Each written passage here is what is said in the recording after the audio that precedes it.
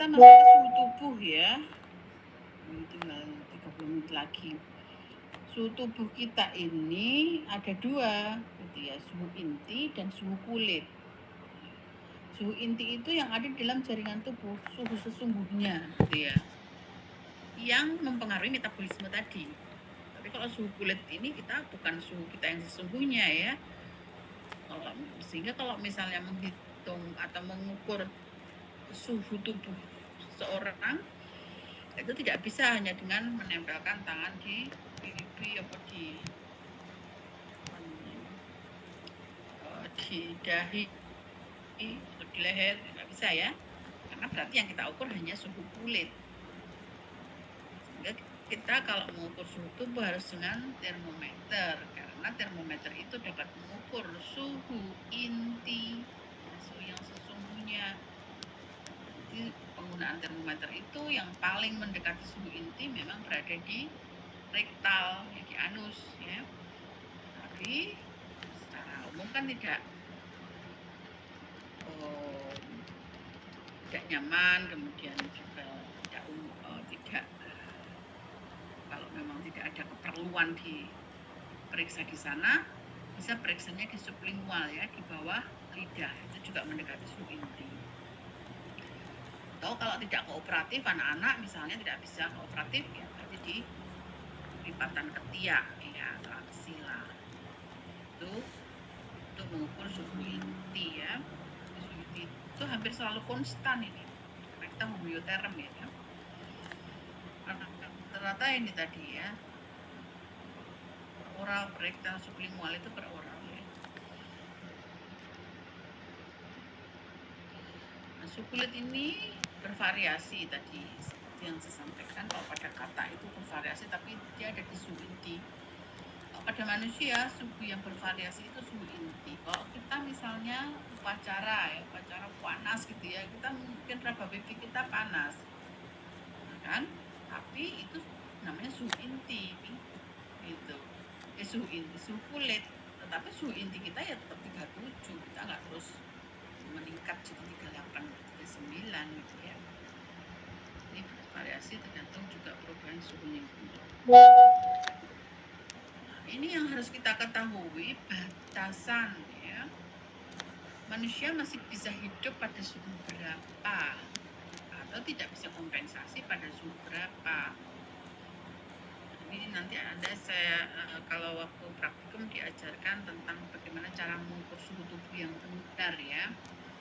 Karena tidak semua orang itu bisa mengukur suhu tubuh yang benar. Ini normalnya ada di biru ini kan. Itu pun juga antara 36 sampai 37,2 ya. 37,2 itu batas normal untuk seseorang. Kalau di atas 37,2 itu namanya demam atau subfebril. Demam itu kalau di atas 37,2. Tapi kalau kita merasa badan kita anget gitu ya, tapi diukur suhu tubuhnya kok masih 37, ya enggak, berarti kita enggak demam ya. Batasannya suhu tubuh kita dikatakan demam itu kalau di atas 37,2. Tapi manusia itu masih bisa hidup gitu ya, meskipun suhu tubuhnya 40 misalnya. Tetapi nanti ketika suhu tubuhnya itu melebihi 41 ya, 42, 43, 44, nah ini sudah akan mulai terjadi yang namanya heat stroke. Kalau kemarin di mana ya, Eropa ya, ada serangan panas ya, yang tadinya itu Prancis mungkin ya, Prancis atau mana kemarin, yang tadinya itu AC itu nggak laku gitu ya, karena kan di sana suhunya selalu minus berapa gitu kan. Nah pada satu perubahan musim dia suhunya menjadi sangat panas kan, hutan-hutan juga terbakar kan, nah, maka rebutan AC itu kan kemarin itu, dan dia melepuh gitu ya, apa namanya, tiang-tiang pinggir jalan itu sampai meleleh gitu ya. Banyak yang meninggalnya itu karena heat stroke. Manusia tidak bisa menyesuaikan ketika suhunya itu meningkat dengan drastis ya. Nah ini dimulai dengan heat exhaustion, kemudian brain dilation, lahir heat stroke. Heat stroke itu sepanas apapun tidak bisa mengeluarkan keringat karena dia itu udah rusak termostatnya di hipotalamus karena brain lesion ini. Jadi tambah lagi kan panasnya di dalam tubuh terus meningkat, jadi suhu inti itu tidak bisa dikendalikan lagi. Karena sebetulnya kalau suhu inti kita itu meningkat misalnya 38, 39, maka mekanisme tubuh kita itu termostat dalam hipotalamus itu mengatakan ayo diturunkan, ini kalau terus naik metabolismenya tidak akan berjalan dengan baik gitu ya. Nah, cara menurunkannya gimana?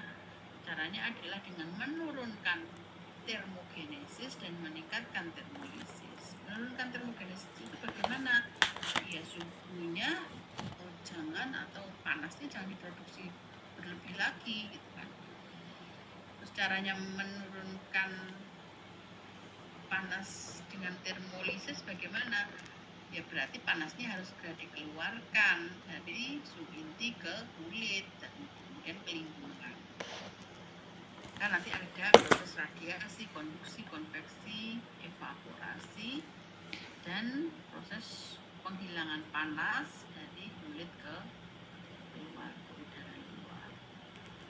Misalnya nih kita menghidup, kalau panasnya secara dari lingkungan kan ya, kita menghidupkan AC atau menghidupkan apa namanya tuh kipas angin gitu ya. Nah, ketika udara itu menyentuh kulit kita gitu ya, maka udara itu membawa panas ke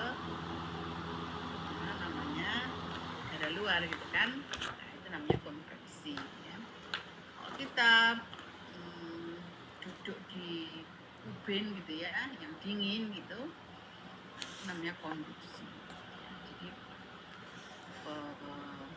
pemindahan panas ya dari suhu kita keluar. Ini adalah mekanisme kompensasi ya. Ketika suhu kita meningkat, maka kita akan berusaha menurunkan termogenesis dan meningkatkan termolisis. Sebaliknya ya, nanti kalau suhu tubuh kita itu turun di bawah 36, 35 misalnya, itu namanya hipotermia. Nah, ini jedanya sangat pendek ya. Kalau ini kan agak panjang nih. Kalau ini sangat pendek, ini sudah batas merah. Nah, kalau sudah di hipotermia, apalagi bayi baru lahir, apalagi prematur, gitu ya, maka dia itu nanti sudah bisa terjadi kerusakan otak, brain dysfunction. Dan suhu 34 saja bayi baru lahir, berat ya konsekuensinya. Kalaupun dia masih bisa hidup, dia sudah terjadi kerusakan otak ya. Jadi memang kalau Anda menolong persalinan bayi baru lahir, Anda pastikan suhu intinya itu terjaga dengan baik. Jangan sampai dia jatuh pada keadaan hipotermia. Karena kalau begitu dia jatuh hipotermia, dia bisa terjadi brain dysfunction. Nah, 32 ini sudah koma. Ya, jadi ini Anda harus memperhatikan hipotermia, berarti lebih bahaya kan ya daripada hiper. Sudah di bawah 30 sudah tidak bisa kompensasi. 44 sudah tidak bisa kompensasi. Yang dimaksud bukan suhu luar loh ya, ini yang maksudnya adalah suhu inti kita, suhu di dalam. Lalu saya lanjutkan dulu ya karena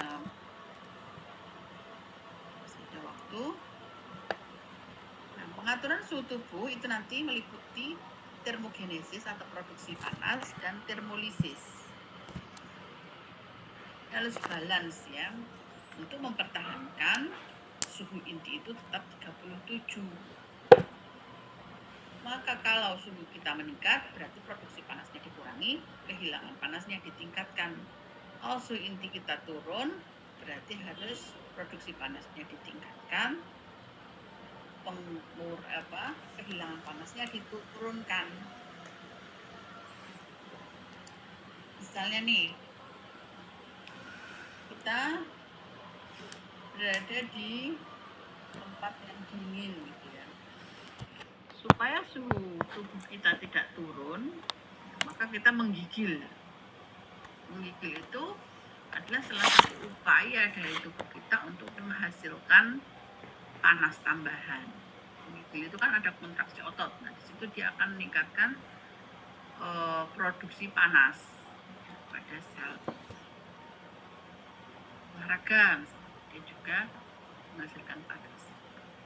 Hormon, ya, dengan hormon tiroksin tadi saya sampaikan tadi ya, orang yang tinggi kadar hormon tiroksinnya atau hipertiroid, dia akan metabolisme tinggi ya, meskipun makan banyak tapi dia nggak kurus karena dia metabolismenya tinggi. Metabolisme itu kan padahal tidak hanya menghasilkan energi tapi juga menghasilkan panas. Nah, sehingga orang dengan hipertiroid itu suhu tubuhnya itu selalu panas, meskipun dia tidak demam, karena metabolisme yang meningkat. Jadi kalau nanti Anda mendapatkan seorang ibu hamil dengan suhu yang tinggi, 38, 38,5, ada tanda-tanda hipertiroid yang lain, ya berarti jangan Anda beri paracetamol gitu ya, karena memang ini bukan karena infeksi atau bukan karena ada penyebabnya inflamasi ya, tapi karena memang dia metabolismenya tinggi. Kemudian hormon pertumbuhan ini juga meningkatkan BMR dan testosteron. Seseorang yang sudah balik ya, sudah menjadi seorang yang dewasa gitu ya secara biologis, maka seseorang itu akan meningkat ya BMR-nya.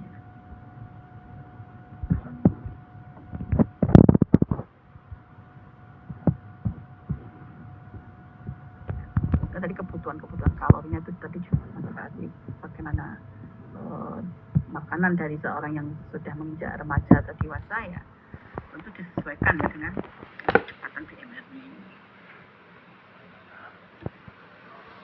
Hormon yang lain yang juga mempengaruhi adalah epinefrin, norepinefrin, dan stimulasi simpatis. Ini juga meningkatkan produksi panas ya.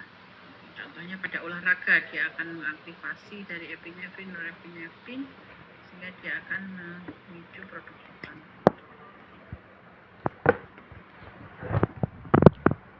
Kemudian metabolisme tambahan karena peningkatan aktivitas kimia di sel pada peningkatan suhu sel. Dan yang terakhir thermogenic effect of food. Jadi ketika kita mencerna makanan kita itu juga menghasilkan tambahan energi dibutuhkan ya untuk digesti, absorpsi, storage.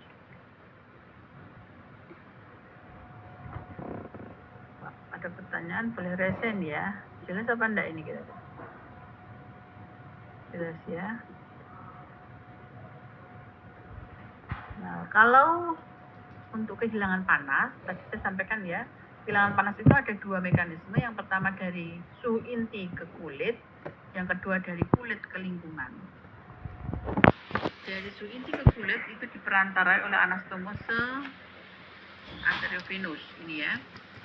Kecepatannya tergantung dari cardiac outputnya, biasanya mendekati 30%. Anastomose arteriovenous yang ada di bawah kulit ya. Dari organ ke kulit itu tergantung dari anastomose arteriovenous. Maka dia bisa vasodilatasi, bisa vasokonstriksi. Kalau vasodilatasi berarti akan banyak panas yang dikeluarkan. Kalau di vasokonstriksi berarti akan banyak panas yang ditahan.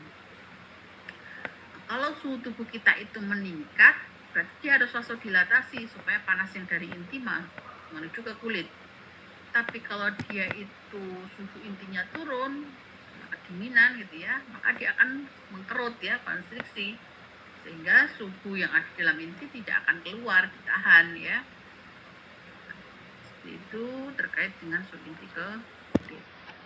Kalau suhu inti dari kulit ke lingkungan dipengaruhi oleh 3 sistem insulator. Tubuh kita kan punya 3 insulator ya. Yang pertama kulit, jaringan subkutan, dan lemak. Ini menahan panas kita supaya tidak banyak ya yang keluar ya dari suhu inti kita. Tetapi juga kulit ini menjadi sarana kalau kita ingin meningkatkan termolisis ya. Misalnya tadi dengan adanya angin gitu ya, dengan kita berendam gitu ya, dengan kita duduk di tempat yang dingin ya, itu kan menjadikan adanya konduksi, kemudian konveksi ya, yang akan membawa panas yang ada di kulit keluar ke lingkungan.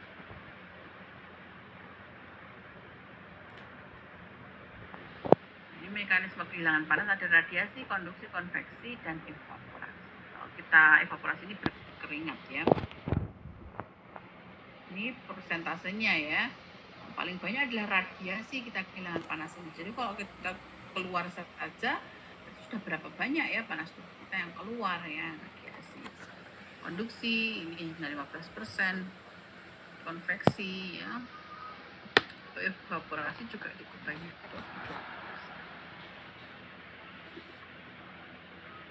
Ini bisa dibaca sendiri yang ini.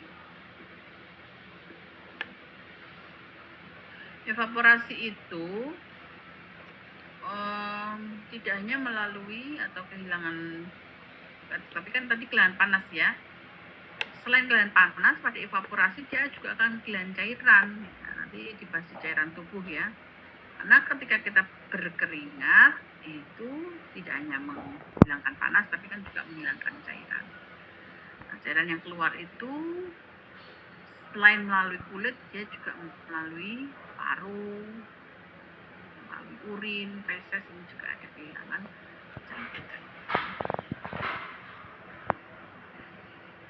Ini yang kita harus tahu, bahwa peran pengaturan suhu tubuh kita ada di hipotalamus, mempertahankan suhu inti pada angka 97 sampai 100 Fahrenheit ya, 37 derajat, atau pada suhu lingkungan 55 sampai 130 derajat saja. Jadi suhu lingkungan yang bisa di cover, yang bisa dikompensasi oleh hipotalamus ya hanya ini, di luar ini ya tidak bisa. Mekanismenya umpan balik negatif ya, kemarin sudah dipelajari di homeostasis.